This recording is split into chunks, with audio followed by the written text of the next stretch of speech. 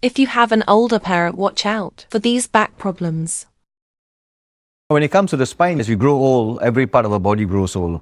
And the spine especially takes a toll. When we're young and fit, our disc material, our muscles, our joints and our ligaments are all strong and fit. And of course, if you've taken care of your body well during your younger years, exercise regularly, swim, or make sure you maintain a good posture, then you will probably be quite well towards your golden years. As you age, bones tend to age, you get osteoporosis setting in, ligaments and joints tend to age, muscle mass tends to shrink, and therefore most patients start developing degenerative spine disease, things like slip disc, poor posture, osteoporosis of the bone. One of the important aspects of taking care of the elderly is, number one, it's difficult to identify the symptoms, simply because I mentioned earlier, when it comes to the spine, they would have had a fall, would have probably fractured the spine, suffered pain for a bit, but they would have probably just rubbed it off, gone for some massage or taken some Panadol. Pain would have subsided rather quickly.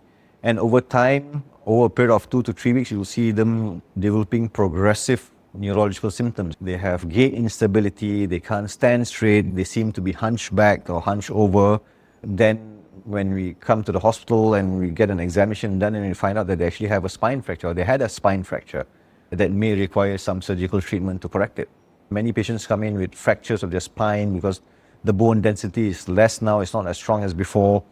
They develop postural instability, they start having trivial falls and fall over.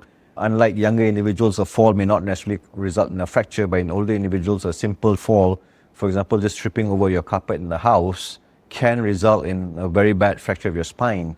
And these conditions can be very painful, very debilitating, and it may require urgent treatment. Otherwise, they'll be rendered physically incapacitated quite quickly. So my best advice is, if there's any suspicion that there may have been a trauma, no harm, just come to the hospital, get it checked out, because that will save you a lot of future problems if it was not detected earlier. I think we should always treat our elderly as how we treat our children. Both require a lot of attention.